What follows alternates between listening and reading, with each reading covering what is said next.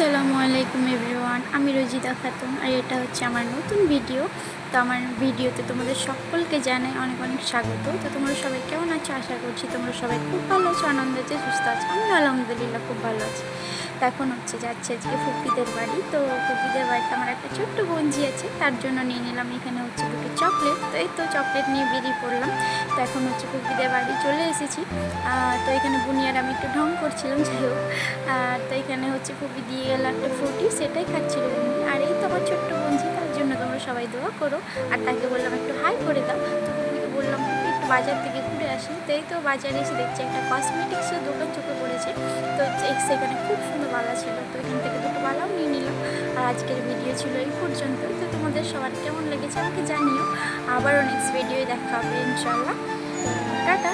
চলো, এই তো চকলেট নিয়ে আজকের ভিডিও শেষ করলাম।